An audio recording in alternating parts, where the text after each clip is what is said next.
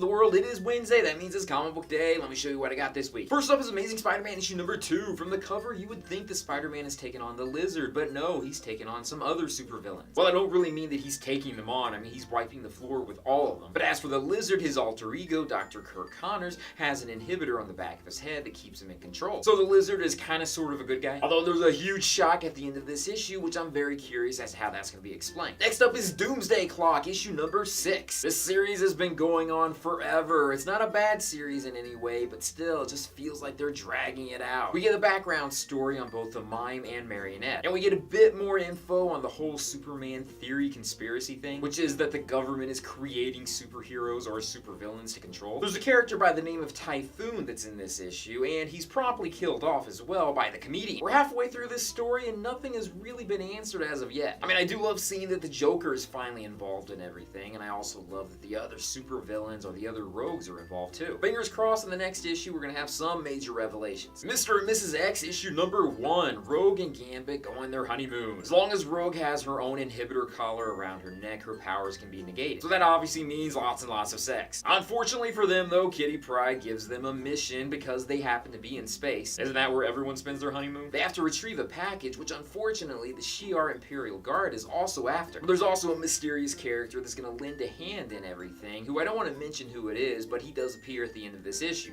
Whether or not he's gonna be on Rogue and Remy's side, I don't know. Detective Comics issue number 985, On the Outside, part 3. Batman is taking on a character by the name of Karma, who he's never met, or at least he doesn't remember him. But Karma remembers Batman. In fact, he actually knows that he's Bruce Wayne. Batman goes on a soul-searching memory lane kind of thing, where he remembers that he met this guy back in Markovia. And like many of Batman's other villains, he also inadvertently created this villain. Oh yeah, Black Lightning is involved in this, but he's keeping some of the sidekicks on the sidelines for now. Flash issue number 51. This is the epilogue for the Flash Wars. This issue is dealing with Wally West and the inevitable breakdown about him finding out that he has kids and he can't find them. And also setting up a future Sanctuary Crisis storyline. I was really disappointed because there was absolutely no mention of Impulse Bart Allen in this. I mean, I really hope we don't have to wait another year to find out what the hell's going on with him. Finally, I read Infinity Wars Prime issue number 1. I gotta admit, this did throw me for a loop because originally it looked as though Thanos was the one that was gonna be trying to chase after the Infinity Stones. I won't go through all of the drama with the Infinity Stones, but at a certain point they were destroyed. However, they have returned back, but now they have different colors assigned to them. Thanos went on this whole timey-wimey adventure where he came across his future self, and he apparently killed off just about every being in the universe. After that whole ordeal, he came back to his present timeline where he decided he didn't want to go down that path. In this issue, he conquers the Chitauri, where it's seemingly like he wants to try to gain the gems again, but he comes across a new character by the name of Requiem. Who is she? We don't know, but Thanos apparently knew her. She may very well be the big bad for this storyline, which, like I said, this is something that totally took me for a loop. I won't say what that loop is, but there is something huge that happened here that I was totally not expecting. But anyways though, that's my comic load for this week. What did you guys read? Leave comments down below and let me know.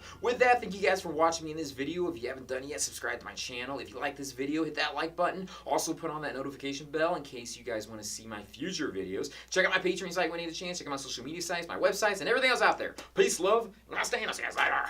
Bye. I'm in love with the one who will always win. A major storyline coming up is going to be called Heroes in Crisis. This is the whole sanctuary thing that Wally went to. It's also mentioned in the Doomsday Clock issue as well. So I know DC is somewhat kind of building up for this one.